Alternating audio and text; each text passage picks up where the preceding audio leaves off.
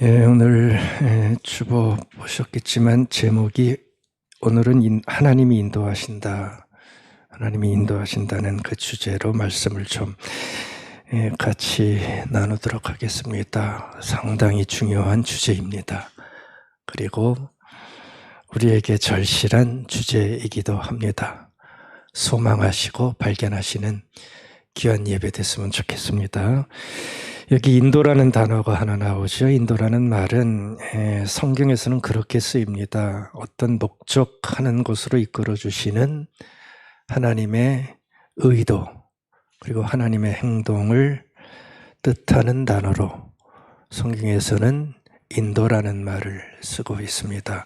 어떤 목적하는 곳이 있는데 그것으로 이끌어 주신 하나님의 의도가 있고 하나님의 행함이 있다 할 때 인도라는 말을 쓰게 됩니다. 여러분들 성경에 보시면 참 많이 나옵니다. 그렇죠? 그리고 익숙한 성경의 어법입니다. 제가 두 군데 말씀만 한번 좀 찾아왔어요. 이사야서 48장 17절 말씀입니다. 그래서 이렇게 얘기를 합니다. 너희의 구속자시여 이스라엘의 거룩하신 이인 여호와께서 이르시되 나는 내게 유익하도록 가르치고 너를 마땅히 행할 길로 인도하는 내 하나님 여호와라. 이렇게 하나님께서 스스로 인도하심에 대해서 선포해 주고 있습니다. 내가 너희의 구속자고 내가 너희를 인도하는 거룩한 구별된 하나님 아니냐. 내가 너희를 가르치겠다. 그리고 너희를 인도하겠다. 라고 선포해 주시는 하나님의 선포가 거기 나옵니다. 시편 48편 14절입니다. 하나님은 영원히 우리 하나님이시니 그가 우리를 죽을 때까지 인도하시리로다. 아멘. 이거는 그 선포에 대한 시인의 반응이겠죠. 하나님께서 죽을 때까지 인도하실 것이다. 인도하심에 대한 한 시인의 아름다운 고백을 이렇게 표현해주고 있습니다. 이런 고백이 우리에게도 필요할 줄 믿습니다. 근데 이런 고백은 여러분들 아무나 하는 건 아닙니다. 하나님의 인도하심에 대한 고백은 누가 할 수 있죠? 신자들만 할 수 있는 참 놀라운 고백이고요. 기적 같은 고백이라고 할 수 있습니다. 네, 여러분들 우리가 신앙인들이지만 그래도 이런 인도하심을 더 진하게 고백하기 위해서는 세 가지 조건을 좀 더 여러분들이 확보를 하셔야 됩니다. 하나님의 인도하심이 참 큰데 그 하나님의 인도하심을 더 깊게 누리고 고백하기 위해서는 이 세 가지 조건을 먼저 좀 가지고 계셔야 됩니다. 첫 번째가 하나님을 믿으셔야 합니다. 이게 확보될 때 하나님의 인도하심이 더 크게 보입니다. 근데 어떤 하나님이냐 하면 제 앞에 조금 써놨죠. 내 인생의 의지를 가지고 개입하시는 인격적인 하나님. 그러니까 하나님이 나와 상관이 없는 하나님이 아니라 의지를 가지시고 하나님의 의지를 가지시고 내 삶에 개입하시는 정말 사랑과 같은 인격으로 개입하신 그 하나님을 믿고 또 하나 하나님의 나의 인격을 넘어서는 초월까지 믿는 그 고백이 있을 때 하나님의 인도하심을 더 깊게 우리가 누릴 수가 있게 됩니다. 그렇겠죠? 또 한 가지 조건은 뭐냐 하면 하나님의 뜻을 기꺼이 받겠다고 하는 사람들이 하나님의 인도하심을 마음에 품고 따라갈 수가 있습니다. 이 뜻이라는 말이 나오는데요. 이 뜻에는 하나님의 뜻만 있지 않고 누구의 뜻도 있죠? 여러분들 다 잘 아시잖아요. 내 뜻. 그렇죠? 근데 내 뜻과 주장을 좀 내려놓고 하나님의 뜻을 내가 더 앞세우고 깊게 받겠습니다 하는 그 조건, 그것을 가지고 있을 때 하나님의 인도하심이 선명하게 다가올 수 있다는 겁니다. 내 뜻이 더 앞서면 하나님의 인도하심은 약해질 수밖에 없게 되겠죠. 한 조건 더 제가 생각해 봤어요. 그것은 하나님을 신뢰하는 분들이 하나님의 인도하심을 끝까지 신뢰하고 따라갈 수 있습니다. 이 말씀을 왜 드리냐 하면 우리의 삶에는 어려울 때가 있잖아요. 어려울 때를 당하다 보면 하나님을 신뢰하지 못할 수가 있습니다. 그런데 로마서의 말씀처럼 합력하여 선을 이루시는 이 말 속에는 힘들고 어려운 모든 과정이 다 들어갑니다. 그 합력하여 선을 이루시는 하나님을 신뢰할 때, 이 말 뜻 다 이해하시겠죠? 그럴 때 하나님의 인도하심을 내가 참 잘 믿고 신뢰하며 따라갈 수가 있게 되는 것 같습니다. 그러니까 인도하심을 고백하려면 나 하나님 믿어 갖고는 안 되고요. 인격적으로 나에게 개입하시는 하나님, 내 능력을 초월하시는 초월적인 하나님, 그리고 하나님의 뜻을 기꺼이 받아들이려고 하고 또 합력하여 선을 이루시는 하나님을 내가 신뢰할 때 하나님의 인도하심을 아주 극적으로 믿고 따라갈 수가 있게 됩니다. 그래서 이 세 가지가 뭉쳐서 하나님의 인도하십니다라는 고백을 하게 되면 그 인도하심에 대한 고백 속에는 아주 단단함이 있고요. 깊은 신뢰를 가지고 하나님의 인도하심을 내가 대할 수가 있을 것 같습니다. 하나님 믿지 못하고요. 내 뜻을 언제나 주장하고요. 합력하여 선을 이루내시는 하나님을 신뢰하지 못하면 어떻게 될까요? 하나님이 인도하신다는 고백은 뭐랄까요? 관용구 성도들로서 그냥 쓰는 말, 아무 힘이 없는 말, 아무 간격이 없는 말, 그렇지만 쓰는 말밖에 되지 않습니다. 우리 성도님들 가만 보면 인도하신다는 말 참 잘 사용하십니다.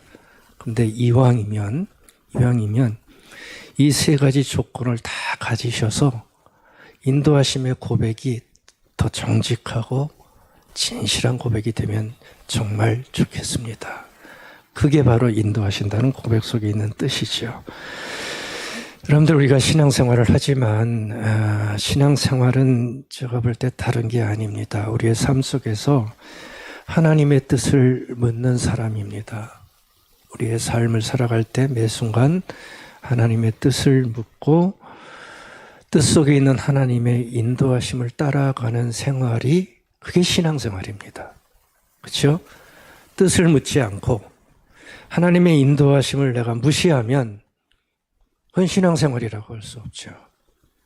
신앙의 삶은 작든 크든 매 순간 내 인생 앞에 겪어가는 하루의 삶 속에서 하나님의 뜻을 묻는 겁니다. 하나님, 내가 어떻게 하면 좋겠습니까?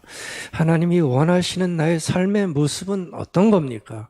이것을 매일 아침 겸손하게 묻고 그리고 거기서 주시는 어떤 마음이 있으면 내가 그것이 힘들더라도 내가 그 인도하심을 믿고 따라가는 거, 그게 신앙의 삶이죠.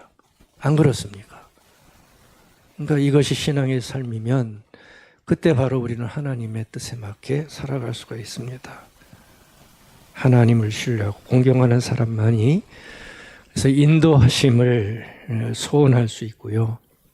하나님이 어떻게 인도하시든 그 인도하심을 믿고 수긍하는 삶을 살아갈 수가 있게 되어집니다. 이런 말이 있습니다. 한번 좀 들어보세요. 제가 이게 어느 나라 속담인지는 잘 모르는데 이태리 속담 같아요. 제가 이태리 무슨 글을 읽다가 지금 발췌한 속담인데 거기 소금 많이 나오거든요. 그래서 소금으로 빗댄 속담이 하나 있어요. 한 사람을 이해하기까지는 한 톤의 소금을 함께 핥아야 한다. 아주 인상적이라 제가 한번 좀 소개를 해드립니다. 한 사람을 이해하기까지는 한 톤의 소금을 함께 어떻게 해야 돼요? 핥아야 된대요. 이게 무슨 교훈을 주는 것 같으세요? 한 사람을 이해한다는 게 쉽다, 어렵다? 예, 엄청 어렵다는 걸 이렇게 표현한 것 같아요. 한 사람을 이해한다는 게 마치 한 톤의 소금 한 톤이면 얼마나 될까요? 무지무지 많은 양이죠. 더구나 그것을 어떻게 해야 돼요? 함께 핥아야 된대요. 그 정도로 한 사람을 이해한다는 게 만만치 않다는 것, 이렇게 표현한 것 같아요. 단맛, 쓴맛, 소금을 함께 핥는 거예요. 그 과정이 얼마나 지난할까요? 바로 그러한 과정을 거쳐서 내가 너를 이해할 수 있고 너와 나의 관계가 깊어질 수 있다. 공짜가 아니다. 라고 얘기를 해주는 속담입니다. 저는 공감합니다. 정말 한 사람을 내가 진정으로 다 이해하려면 부부 사이도 마찬가지입니다. 우린 그래서 평생을 소금을 핥잖아요, 같이. 한 톤만 얇겠습니까? 수많은 소금을 핥아왔어요. 그러면서 이해하기 시작하는 거잖아요. 그래서 저는 충분히 공감하는 말로 들었습니다. 근데 저는 이 속담 보면서 이거는 하나님과의 관계도 마찬가지겠구나 하는 걸 느꼈어요. 우리가 하나님을 이해해야 되는데 여러분들 하나님 얼마나 이해하세요? 얼마나 이해하세요? 아니, 이해하기 위해서 얼마나 소금을 핥아 보셨어요? 그런 애씀 없이 하나님을 이해한다는 것은 참 어려울 것 같아요. 삶의 쓴맛, 단맛 겪어가면서 하나님과 희노애락을 나누면서 그렇게 눈물 흘리고 기쁨 나눠가면서 평생을 보낼 때 그때 비로소 하나님을 내가 이해하는 거 아닌가. 그렇죠? 어떤 때는 섭섭하기도 하지요. 하나님 이게 뭐예요? 이게 뭐예요? 이해 못할 때도 있고요. 하지만 평생을 같이 그 소금을 핥아가면서 우리는 하나님을 발견하는 삶을 살고 있겠구나 하는 생각을 해봅니다. 그렇게 이해할 때 비로소 하나님을 향하여 나오는 우리의 진실한 고백, 무엇이요? 하나님이 여기까지 인도하셨네요. 그렇죠? 이스라엘 백성들이 나중에 그 고백하잖아요. 출애굽 다 하고 가나안 땅에 겪은 다음에 하나님이 여기까지 인도하셨네요. 에벤에셀의 하나님. 바로 그럴 때 우리는 하나님을 고백할 수가 있습니다. 다 하나님의 이끄심이었습니다. 쓴 고통, 아픈 모습 다 합해서 그래도 여기까지 인도하셨습니다. 고백할 수 있게 된다고 저는 믿습니다. 여러분들 오늘 제목이 하나님이 인도하신다는 이 그 표현 속에는 우리의 전 인생이 걸려있는 아름다운 신앙의 고백이 여기에 담겨 있다는 거 마음에 담고 오늘 말씀 같이 나눴으면 좋겠습니다. 오늘 보시면 오늘 본문은 그런 장면입니다. 이제 이스라엘 백성들이 그 힘든 밤을 떠났지요. 죽음이 난무하는 고통의 밤을 아주 급하게 이스라엘 백성들이 떠났습니다. 그리고 떠난 이후에 출애굽한 이스라엘 백성들의 첫 번째 모습 장면이 오늘 우리가 읽은 바로 그 장면에 나오고 있어요. 애굽을 떠나기는 했지만 마음을 놓을 수 있는 상황은 아니죠. 그렇죠? 어떻게 마음을 놓을 수 있겠어요? 사방에 아직도 애굽 땅이고 사방에 애굽 군대가 여전히 진을 치고 있습니다. 국경을 넘어가야 되는데 국경이 블레셋 땅으로 나와 있습니다. 또 바로는 언제 마음이 돌변할지 모릅니다. 쫓기는 자는 항상 불안한 법. 200만이나 되는 사람들이 애어른할 것 없이 두려운 발걸음을 재촉하고 있는 바로 그 상황이 지금 오늘 우리 앞에 펼쳐지고 있습니다. 자, 이럴 때는 누군가의 인도가 절실한 때죠. 그렇죠? 크나 작으나 이런 때는 인도가 없으면 중구난방이 되는 거라고요. 중구난방이 되면 더 혼란스럽습니다. 나 절로 갈게. 아니, 나 일로 가야 돼. 아니, 글로 가면 안 돼. 일로 가야 돼. 이거 어떻게 합니까? 200만이나 되는 사람들이. 인도함이 절실한 때예요. 모세가 지도자 아닙니까? 그러니까 모세가 인도를 해야 됩니다. 아마 인도했겠죠. 인도했겠죠. 근데 오늘 본문을 보시면 여러분들이 보셨는지 모르지만 이 탈출의 긴박한 상황을 주도하는 게 모세 이름은 안 나와요. 모세 이름은 안 나오고 철저히 하나님이라는 것에 초점을 맞추고 있는 것을 우리는 당연한 것 같지만 다시 볼 수 있어야 됩니다. 17절, 18절, 21절에 인도한다는 말이 딱 적혀 있죠. 근데 인도함의 주체가 누구로 나옵니까? 인도함의 주어가 누구예요? 모세가 인도했다가 아니라 하나님이 세 번 다 그 긴박한 순간에 우리 하나님이 인도하신다. 오늘 설교 제목이잖아요. 하나님이 인도하신다. 17절에는 하나님이 인도하시지 않는 걸로 나와요. 근데 그게 인도예요? 인도 아니에요? 그게 인도예요. 그게 인도예요. 그래서 하나님이 인도하시는 것으로 거기 얘기를 해주고 있어요. 근데 인도하는 방법이 두 가지가 나오죠. 가장 먼저 인도하는 방법이 거기 두 가지가 나오는데 이스라엘 사람들 입장에서 이 인도함을 보면 하나의 방법은 이 사람들이 볼 때는 마음에 들지 않는 인도예요. 우리는 누군가 나를 인도할 때 마음에 들 때가 있고 들지 않을 때가 있죠. 남편이 인도하는데 마음에 들 때가 있고 들지 않을 때가 있어요. 그렇죠? 그건 틀림없는 사실이에요. 하나님도 마찬가지예요. 우리가 하나님을 따라가지만 하나님이 마음에 안 들 때가 있어요. 아니, 왜 이렇게 하시나? 그렇죠? 근데 여기 보면 그 사람들 입장에서 볼 때는 마음에 들지 않는 인도가 첫 번째로 나오고요. 또 하나는 마음에 드는 인도의 모습이 두 번째로 나와요. 마음에 들지 않는 인도는 왜 마음에 들지 않죠? 먼 길 돌아가게 만드는 거예요. 먼 길 돌아가면 힘들어요. 힘든 거 좋아할 사람 아무도 없어요. 그래서 마음에 들지 않고요. 마음에 든 인도는 여러분들이 너무나 잘 아시는 사건 하나 나오죠.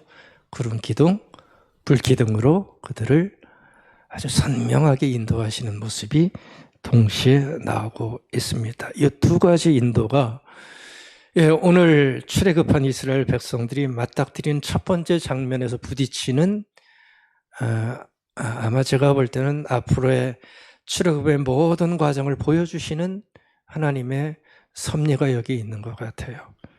자, 17절 한 번 더 보죠. 첫 번째 인도하심의 모습이 나옵니다.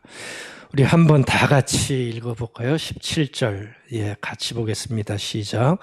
바로가 백성을 보낸 후에 블레셋 사람의 땅의 길은 가까울지라도 하나님이 그들을 그 길로 인도하지 아니하셨으니 이는 하나님이 말씀하시기를 이 백성이 전쟁을 하게 되면 마음을 돌이켜 애굽으로 돌아갈까 하셨습니다.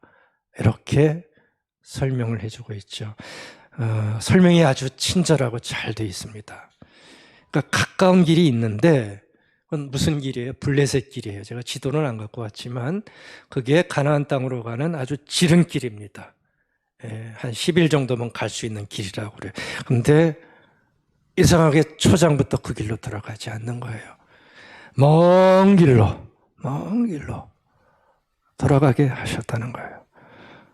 왜 돌아가게 하십니까? 힘들어 죽겠는데 200만이나 되는 사람들, 애들도 있어요. 근데도 하나님은 돌아가게 하셨다는 거죠. 그러니까 이런 경우는 이유를 모르면 우리 모두는 입이 나올 수밖에 없는 상황일 거예요. 이유를 알면 수긍을 하는데 이유를 만약에 모른다면 이런 인도하심에 대해서는 아주 고개를 흔들 수밖에 없는 인도하심이죠. 우리가 하나님의 인도하심이 마음에 안 들 때 가장 힘든 게 뭐예요? 왜 이러는지 이유를 모르잖아요. 이걸 이유를 모르면 너무너무 힘든 거예요. 미치고 펄쩍 뛰는 거죠, 어떤 때는. 죄송합니다, 이런 표현 써서. 근데 그게 우리들의 마음이라 제가 표현을 해드린 거예요. 이유를 모르면 입 나오기 딱 좋은 상황이에요. 여러분들, 인도는 하나님이 인도하시는 거고, 하나님이 인도하신다면 죽이 되든 밥이 되든 우리는 하나님의 인도를 신뢰하고 따라가는 것이 최고라고 할 수 있을 텐데, 근데 인도하심이 내 생각과 다르고, 인도하심이 내 생각과 다르고, 한 번 더 말씀드릴게요. 인도하심이 내 생각과 다르고, 힘이 들면 그 인도하심에 반감이 생기고, 불안해지고, 죽을 것 같고, 쩔쩔매고, 안절부절하고, 기분이 좋지 않아요. 이게 지금 인도라는 단어를 제가 쓴 아주 중요한 이유 중에 하나, 해결해야 될 우리의 삶의 모습입니다. 하나님의 인도하심이 언제나 선명하고 좋고 내 뜻대로가 되면 좋겠지만 그렇지 않을 수가 있는 것이 인도에 담긴 하나님의 함정 아닙니까? 하나님은 내 뜻대로 내가 원하는 방향으로만 그렇죠? 인도하시지 않으세요. 이걸 먼저 우리는 딱 중심을 잡고 가야 돼요. 중심을 잡고 가야 돼요. 여기서 흔들리면 다 흔들려요. 우리가 이곳까지 와서 살아왔지만 아직도 흔들리는 게 바로 여기에 있어요. 여기서 흔들리면 안 돼요. 내 뜻대로 내가 원하는 방향으로만 인도하지 않으세요. 우리는 이런 하나님의 인도를 이런 말로 부르죠. 제가 가끔 씁니다. 부정적인 인도하심이다. 네거티브 가이던스다. 이렇게 표현을 합니다. 실제로 네거티브 가이던스가 있기에 이런 표현을 쓰는 겁니다. 부정적인 인도하심이 뭐예요? 내 뜻대로 안 되는 인도하심. 이게 부정적인 인도하심인데 없으면 좋겠는데 있단 말이죠. 저도 많고요. 여러분들도 많으실 거예요. 근데 있어요. 네거티브 가이던스. 반대는 긍정적인 인도하심이겠죠. 우리가 다 좋아하는 인도하심. 포지티브 가이던스. 내가 소원하고 원하는 대로 그대로 다 잘 인도하는 좋은 인도하심. 포지티브 가이던스. 요 두 가지가 있습니다. 편의상 나는 구분입니다. 근데 하나님의 인도하심에는 우리가 부인할 수 없을 정도로 분명히 있는 인도하심의 두 가지 모습입니다. 그러니까 인도하심에는 이 두 가지가 다 있습니다. 인도하심에는. 그러면 이 둘 중에 어떤 쪽이 좋으세요? 뭐 말 하나만 하죠. 그렇죠? 어느 쪽이 좋으세요? 네거티브가 좋으세요? 고수십니다. 네거티브 좋아하는 사람 없습니다. 긍정적인 인도하심을 우리는 다 좋아합니다. 근데 둘 중에 어떤 쪽이 더 좋은 인도죠? 그것까지 물어보세요. 부정적인 인도하심과 긍정적인 인도하심이 있는데 둘 중에 어느 쪽이 더 좋은 인도하심입니까? 어느 쪽이 더 좋은 인도예요? 더 좋은 쪽은 없어요. 아시겠죠? 더 좋은 쪽은 없어요. 둘 다 하나님의 뜻 가운데 있는 똑같은 하나님의 인도하심일 뿐입니다. 우리가 부정적인 인도하심을 죽도록 싫어해서 문제지 두 인도는 똑같은 인도하심입니다. 하나님이 다 필요해서 쓰시는 인도 방법입니다. 그래서 우리 성도님들 볼 때 특별히 부정적인 인도하심에 아주 민감하신 분들이 있습니다. 그런 분들은 조금 더 하나님의 부정적인 인도하심의 뜻을 발견하시는 게 좋습니다. 그리고 긍정적인 인도하심과 아무 차이가 없는 인도하심이라는 것도 더 긴 신앙의 안목에서 발견하시면서 하나님의 인도하심을 따라가시는 것이 훨씬 더 좋은 훈련이 될 것 같습니다. 지금 하나님이 이스라엘 백성들을 멀고 힘든 광야길로 인도하시는 것은 그들이 볼 때는 분명히 힘이 드는 인도지만 하나님의 입장에서는 그 인도가 최고의 인도 방법이었기에 하나님께서는 그렇게 인도하신 것입니다. 아멘. 우리가 시비 걸 수 있는 것은 없습니다. 하나님이 보실 때 그게 최선의 최고의 방법이기에 그들이 힘들지만 돌아가게 만드신 거예요. 17절에서 분명하게 밝혀주고 있죠. 남의 나라 땅을 200만이나 되는 사람들이 가로질러 가다가는 무슨 봉변을 당할지 모릅니다. 이게 못들이야. 그러면서 블레셋 군인들이 쳐들어와서 그들을 사육하기 시작하면 전쟁이 일어나 그 전쟁의 아우성 속에서 이스라엘 백성들은 겨우 출애굽했는데 나 다시 글로 돌아갈 거야 라고 말할 수밖에 없는 상황을 맞닥뜨릴 거라는 것을 하나님은 아셨던 거죠. 그렇죠? 실제로 14장 11절에 보면 이제 바로가 쫓아와요. 앞에는 홍해가 가로막혔어요. 그때 이스라엘 사람들이 처음으로 난동을 부리는 장면이 나옵니다.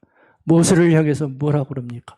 애굽에 죽을 데가 없어서, 애굽에 죽을 데가 없어서 여기까지 와서 우리를 죽게 만들 거냐고.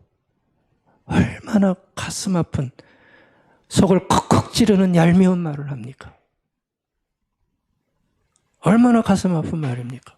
애굽에 죽일 데가 없어서 여기까지 와서 우리를 죽일 거냐고. 그러니까 이런 반응을 보면 만약에 블레셋 땅으로 들어갔다가 블레셋 사람들이 쳐들어와서 그들을 죽이면 안 그러라는 보장을 할 수가 없어요. 그들을 겪어낼 수도 없었고요.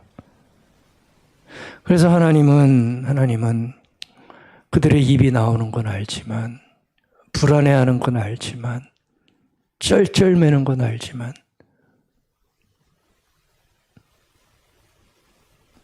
네거티브 가이던스로 인도하실 수밖에 없었을 거예요. 우린 그걸 다 알지 못합니다. 그래서 우리 신앙인들이 하나님의 인도하심을 말할 때 하나님의 인도하심을 놓치는 아주 결정적인 상황이 앞에서도 말씀드렸죠. 나를 부정적으로 인도할 때라고 느낄 때, 그때 하나님의 인도하심을 탁 놔버려요. 하나님의 인도하심을 놔버리는 거예요. 하나님의 인도하심을 놔버리면 그냥 내가 가는 거죠. 그렇죠? 얼마나 쓸쓸한 인생인지도 모르고 하나님의 손을 탁 놔버려요. 나 도저히 못 참겠다고. 이런 하나님 나 못 믿겠다고. 하나님이 인도하는 게 아니라 내 인생을 막는 것 같고 평안이 아니라 불안하게 만드는 것처럼 보여지는 거죠. 그렇죠? 그래서 여러분들 이 부정적인 인도하심을 우리가 잘못 다루면 신앙인들이 평생을 신앙생활 하면서도 아프게 하나님의 인도하심을 신뢰 한번 하지 못하고, 그럼 뭐라고 표현할까? 찌든 인생을 사는 거예요. 신앙생활 하면서도. 활짝 핀 신앙생활이 아니라 언제나 가슴을 졸여요. 불안. 이렇게 안 되면 어떡해? 이렇게 안 되면 어떡해? 여러분들, 하나님의 인도하심은 우리의 전 인생을 끌고 가는 놀라운 힘인데 그 인도하심을 내가 한 번도 제대로 바라보지 못하고 부정적인 인도하심 앞에 딱 막혀 있으면 하나님을 아는 자다운 광대한 능력을 다 사장시켜버리고 우리의 삶에 눌리는 인생을 살아갈 수밖에 없게 되는 거예요. 그래서 이 부정적인 인도하심을 참 잘 다뤄야 되는 그리스도인들의 책임과 소명이 그래서 솔직히 있습니다. 어떻게 해야 되는가? 저도 잘 모르겠어요. 설명을 드릴 수가 없어요. 설명을 드려도 본인이 깨닫기 전까지는 이것은 터득할 수가 없겠더라고요.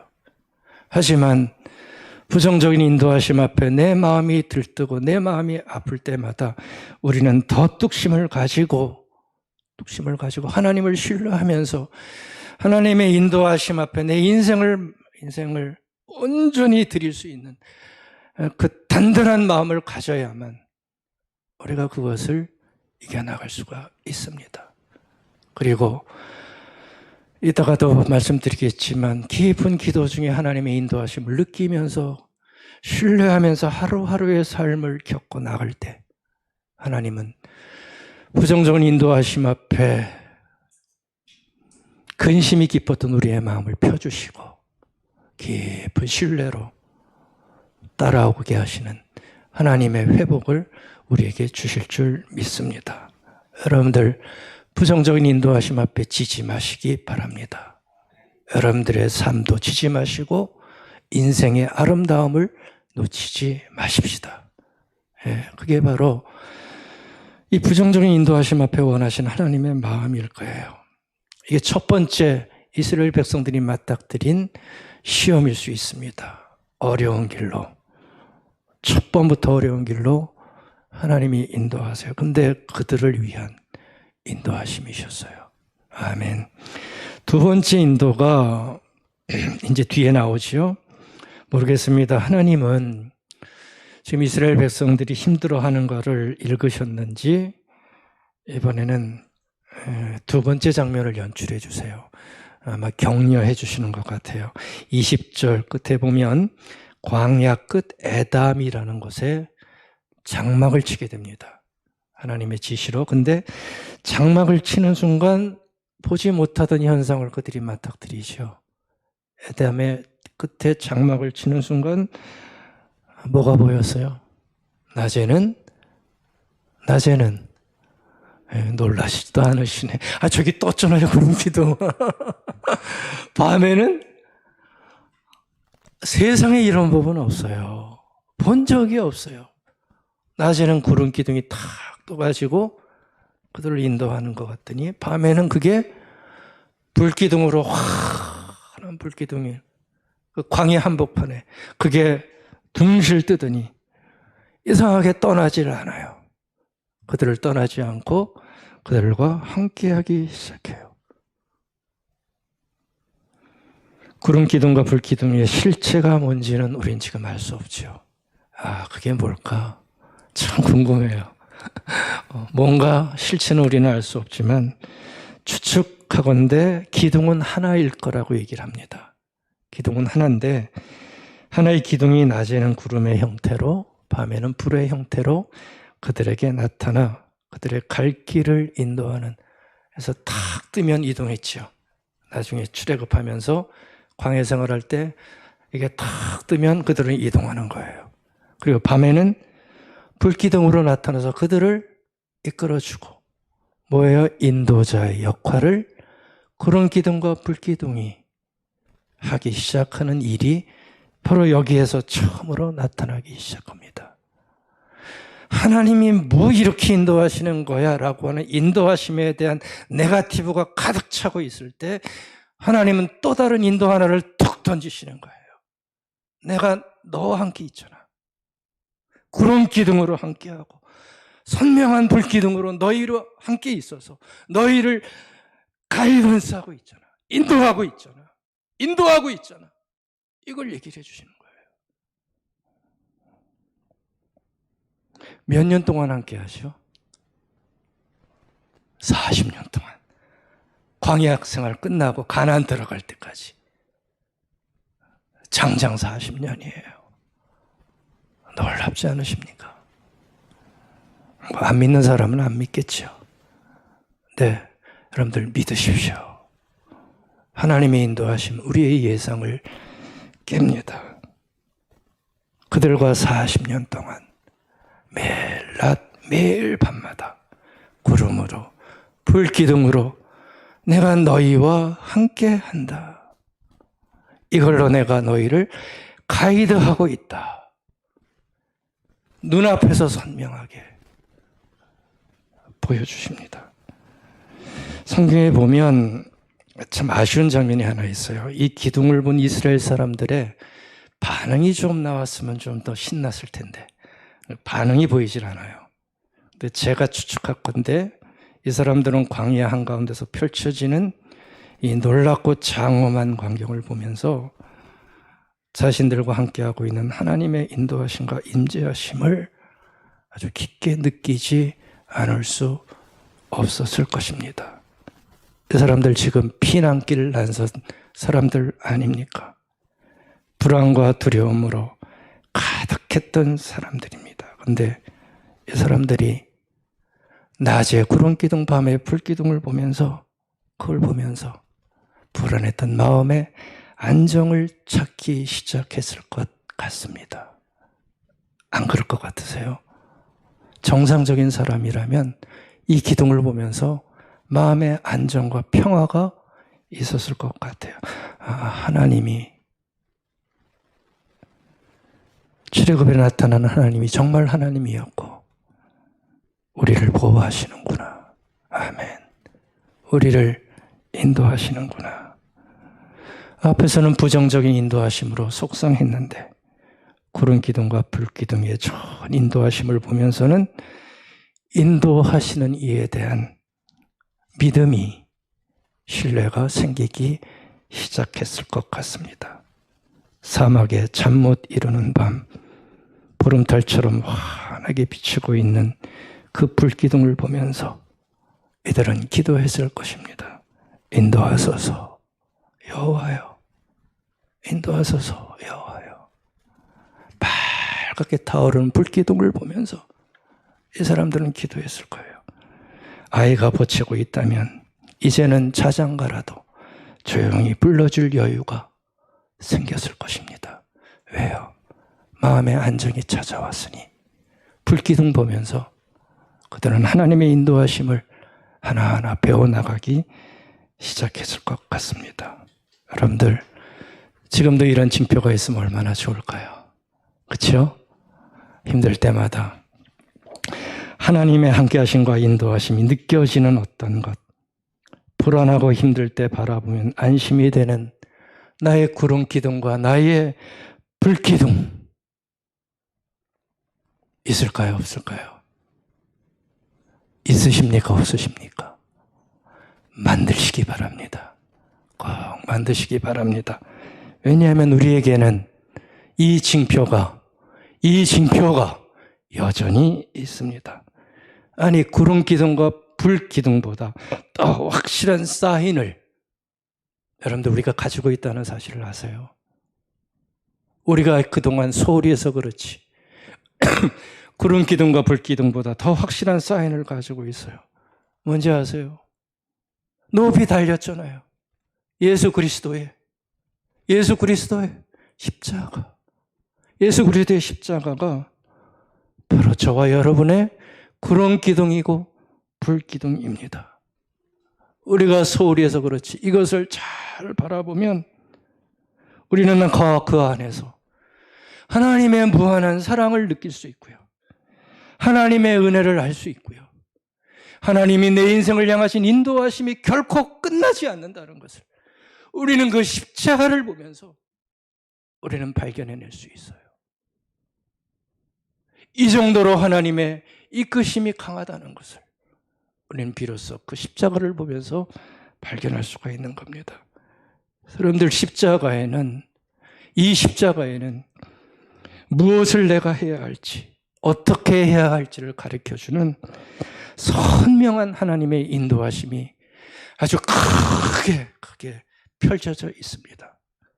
한 번 더 말씀드릴게요. 십자가에는 내가 어떤 순간에 무엇을 해야 할지, 내가 이 순간에 어떤 행동을 취해야 할지 그것을 가르쳐 주시는 아주 선명한 하나님의 지침과 인도하심이 예수님의 피 흘리는 십자가 위에는 아주 분명하게 사인으로 우리에게 주어지고 있다는 거예요.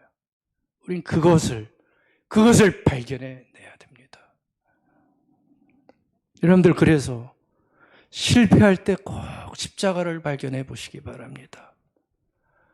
실패로 너무너무 힘들어할 때 가장 큰 실패로 여겨진 그 십자가를 바라보시기 바랍니다. 실패를 이기신 하나님의 놀라운 능력이 거기에서 우리에게 주시는 하나님의 인도하심이 분명히 거기에는 있습니다. 여러분들 미움 많을 때 있지요. 미움이 가득해서 모든 게 다 파산되는 시점. 근데 미움이 가득할 때도 십자가를 꼭 바라보세요. 거기에는 우리를 인도하시는 하나님의 선명한 인도하심이 있잖아요. 어떻게 해야 되지? 십자가에서 주님은 미움으로 돌아가셨잖아요. 근데 어떻게 하셨어요? 용서하시고 그들을 하나로 만드시는 아름다운 일을 감당하셨어요. 여러분들 미움이 가득할 때 십자가를 바라보세요. 그리고 어떻게 해야 할지 인도함을 받으세요. 불안이 가득할 때도 십자가를 바라보세요. 그 불안이 끝이 아니라 부활로 이끌어주시는 하나님의 인도하심이 있다는 것, 우리 그 정도까지는 바라볼 수 있어야 되지 않겠습니까? 화평이 필요할 때도, 거절당할 때도 십자가 속에는 우리가 어떻게 가야 할지를 보여주시는 하나님의 선명한 가이드가 거기에는 있습니다. 여러분들 십자가는 그래서 우리의 구름 기둥이고 불 기둥입니다. 십자가를 바라보는 자에게는 평화가 생기고 안정이 생기고 힘이 생깁니다. 하나님이 인도하신다. 예, 이 놀라운 신앙의 명제. 그렇죠. 이거는 명제입니다. 이 신앙의 명제, 신앙의 고백이 앞으로 우리 모두에게 더 선명하게 다가오시는 큰 은총 넘칠 수 있기를 바라겠습니다. 두 가지 간단히 묵상하고 마칠게요. 첫 번째 묵상은 하나님이 인도하시니 그 다음에 우리가 할 일이 있죠. 하나님 인도하시니 내 뜻만 자꾸 고집하지 말자. 예, 여기까지 갔으면 좋겠습니다. 어렵지만 훈련해야 됩니다. 두 번째 묵상은 하나님 인도하시니 인도함을 받는 자답게 살아내자. 예, 여기까지도 우리가 좀 마음을 다잡아야 될 것 같아요. 이 두 가지가 하나님의 인도하심을 신뢰하는 자가 가져야 할 삶의 중요한 모습입니다. 첫 번째 묵상입니다. 내 뜻만 생각하지 말자. 이게 하나님이 인도하시는 자가 가져야 될 신앙의 아마 모습일 겁니다. 하나님이 인도하시는데 뭐라 할 수 있겠습니까? 예, 우리 그래서는 안 됩니다. 원하면 구할 수 있지만 그것이 내 뜻대로만 되라는 것은 내가 원해서는 안 되는 겁니다. 하나님의 인도하심이 나를 인도하신다는 그 사실 앞에 먼저 우리는 수긍할 수 있는 그 모습을 가져야 된다는 거죠. 내 뜻만 주장하고 따라오라 할 수 없어요.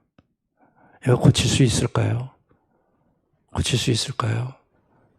예, 고치기 시작해야 됩니다. 안 고치면 우리는 항상 내 뜻과 하나님의 뜻이 부딪힙니다.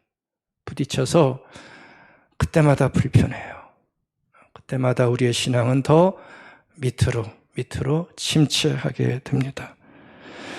근데 이럴 위험성이 아주 많은 시대를 우리가 살아가고 있습니다. 자신이라는 주체가 최고의 가치를 지니는 시대에 우리는 신앙생활하고 있잖아요. 그렇죠? 나 빼면 시체 아니에요. 그렇죠? 나 빼면 시체예요. 뭐가 남아요? 이 시대에 곧 죽어도 다 난데, 곧 죽어도 가운데 난데 뭐가 남아요? 이런 시대에 우리가 신앙생활을 해요. 하나님이라도 감히 내 인생에 끼어드는 걸 싫어하잖아요. 어떻게 하나님이 내 인생에 끼어들어? 그렇죠? 어떻게 하나님이 내 인생에 끼어들어? 그러니까 온통 내가 너도 드물고요. 하나님은 더 드물어요. 근데요, 아무리 내가 중요해도 우리가 신앙의 삶을 살려면 포기할 게 있습니다. 더구나 하나님의 깊은 인도하심을 내가 소원하고 바란다면, 아니 이미 하나님의 인도하심이 내가 원하는 것보다 더 깊다는 것을 내가 신뢰한다면 우리는 하나님의 뜻을 먼저 알아야 되고요. 그 뜻에 내가 기꺼이 따라가겠다고 하는 순종과 결단이 아주 철저하게 필요하다는 거죠. 이런 마음을 저는 우리 성도들이 다 가지셨으면 좋겠습니다. 물론 저도 그래야 됩니다. 그래야 됩니다. 여러분들, 우리가 하나님의 뜻과 인도하심을 따라야 되는 이유는 다른 거 아니죠? 하나님의 판단과 지혜가 나보다 깊고 높기 때문에 그렇습니다. 왜 우리가 하나님의 뜻을 따라야 됩니까?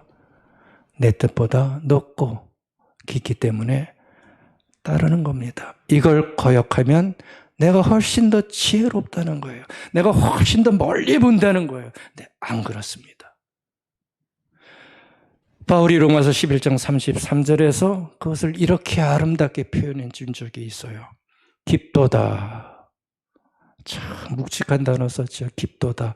뭐가 그렇게 깊습니까? 하나님의 지혜와 지식에 풍성하며 그의 판단은 내가 헤아리지 못할 것이며 그의 길은 도저히 찾지 못할 것이다. 이게 바울의 진실한 고백이었어요. 자기는 아무리 죽었다 깨어나도 그 깊으신 하나님의 지혜와 지식의 풍성에 비하면 난 아무것도 아니라는 거예요. 헤아리지 못할 것이고 그의 길은 난 찾지 못할 것이다. 여러분들, 우리가 이 깊으신 하나님의 뜻을 발견하기 위해 그래서 최선을 우리가 다해야 합니다. 어떤 뜻은 분명하게 보이죠. 근데 어떤 뜻은 어떠세요? 정말 안개와 같아서 정말 어떤 뜻이 하나님의 뜻인지 결단을 내리기가 힘들 때가 많이 있습니다. 하지만 여러분들, 바로 그 과정을 하나님은 겪기 원하세요. 그게 숙고의 과정이에요. 한번 그냥 단번에 딱 떨어져서 답이다 라고 주시는 게 아니라 사람은 그러면 생각을 안 해요. 숙고를 안 해요. 근데 하나님 우리를 숙고하게 만드세요. 결단을 힘들게 만들어서 그 숙고의 과정이 계속될 때 훨씬 더 깊은 하나님의 뜻에 근접한 결정을 해서 하나님의 인도하심을 받아가게 만드시는 일도 하나님은 하십니다. 우리가 하나님의 인도를 받는 세 가지 중요한 결정의 과정이 있습니다. 여러분들, 하나님은 우리가 로봇처럼 되기를 원하지 않으세요. 그렇죠? 그냥 시키는 대로 막 그냥 아무 주관도 없이 자유도 없이 그냥 막 이러면 로봇이잖아요. 그냥 너 하라는 대로 막 하고 막 이러면 그게 로봇이지 하나님의 형상을 받은 사람입니까? 하나님 우리가 로봇처럼 그냥 그렇게 살기를 원하지 않으세요. 그렇기 때문에 말씀 안에 하나님의 뜻을 심어 놓으셨어요. 이 안에는 하나님의 뜻이 있어요, 없어요? 이 안에 하나님의 뜻이 각자의 상황에 맞게 인생 모든 것에 적용할 수 있는 하나님의 뜻이 숨어져 있어요. 이걸 숙고함으로써 하나님의 뜻을 발견하기 원하세요. 처음에 발견 못해도 계속해서 보기를 원하시면서 그 안에 숨으신 하나님의 뜻을 하나님 발견하기 원하세요. 그리고 또 한 가지 하나님의 뜻을 알아가기 하나님께서 원하신 중요한 방법 하나가 있죠. 뭐지요? 기도예요. 기도.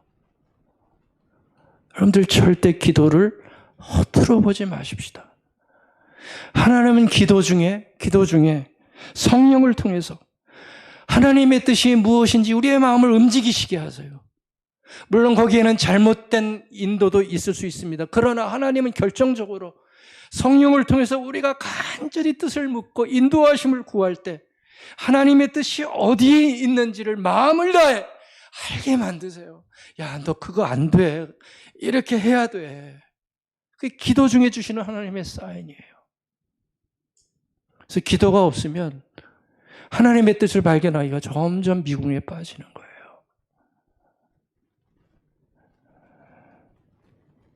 진실하게 기도하기 시작할 때 하나님이 원하시는 뜻을 내 마음속에 충만히 채워주세요. 그래, 이렇게 해야지.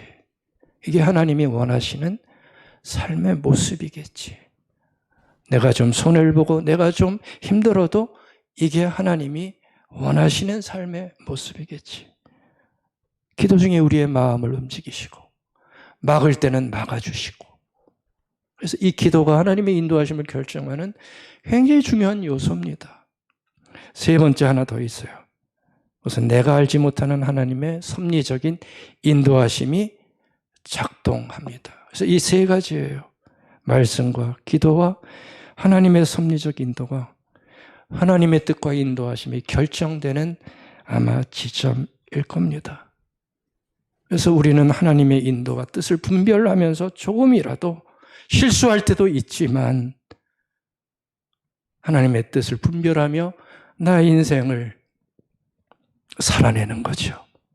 때로 그것이 부정적인 인도하심으로 아플 때도 있지만, 그러나 끝내 인내하고 결단하여 하나님의 뜻에 맞는 삶을 살아내게 되면 부정적인 인도하심마다 맞아도 하나님의 아름다운 인생의 큰 뜻 안에서 선하게 합력하여 이루어가는 삶을 만들어 주시게 되는 것이다, 저는 믿습니다. 그래서 여러분들, 우리는 내 뜻대로만 살아가려고 하지 마시고요, 늘 하나님의 뜻을, 인도하심을 바라보면서 소망하면서 살아가는 모습이 하나님의 인도하심을 고백하는 자의 삶의 모습입니다. 두 번째는, 여러분들 하나님이 인도하신다면, 또 하나님이 인도하심을 바란다면 우리 모두는 인도함을 받는 자다운 삶을 살기 위해 애써야 할 것입니다. 여러분들이 정말 하나님의 인도하심을 마음에 품으면 어떻게 될 것 같으세요? 아, 나 하나님이 인도하셔. 이 마음으로 가득하면, 충만하면 어떨 것 같으세요? 변화가 없을 것 같으세요? 아닙니다. 정말 하나님의 인도하심을 신뢰하면 여러분들, 우리의 마음은 많이 달라질 수 있습니다. 내 마음 안에 구름기둥과 불기둥이 두둥실 떠 있다면 우린 그렇게 약하지만은 않을 거예요. 그리고 그렇게 늘 외롭지만은 않을 거예요. 늘 화나지만은 않을 거예요. 내 인생에 이루지 못한 것 때문에 늘 속상해하지만은 않을 거예요. 왜요? 내 마음 안에 하나님의 구름기둥과 불기둥이 보이면 하나님의 선하신 인도하심이 내 안에 있음을 알기에 우리는 담대하게 사랑스럽게 아름다운 모습을 가지고 주의 일을 살아갈 수 있게 될 것입니다. 아간벤이라는 철학자가 한 말 하나 전해드립니다. 가장 원대한 비현실을 붙드는 사람만이 가장 위대한 현실을 창조해낸다. 저는 이 구절이 하나님의 인도를 품은 사람의 모습 같아요. 하나님의 인도를 품으면 비현실조차도 원대하게 붙들 수 있는 마음을 하나님은 우리에게 주십니다. 여러분들, 내 나이에 무슨 원대한 꿈이야, 이런 이상한 생각하지 마시고요, 우리 모두 다 하나님의 인도하심은 아직도 살아 있습니다. 우리 인생의 마지막 순간까지, 아니 우리가 하늘나라 간 그 이후에도 하나님의 인도하심은 죽지 않고 살아 있습니다. 그걸 바라보시면서 기도하시고 당당하고 담대하게 살아가면 얼마나 좋을까, 그런 소원 가져봅니다. 우리는 하나님의 인도하심을 받는 하나님의 사람들입니다. 이 은혜와 특권과 자랑스러움을 절대 놓치지 말고 살아내시는 여러분들의 인생이 되기를 간절히 소원하고 바라겠습니다. 아멘.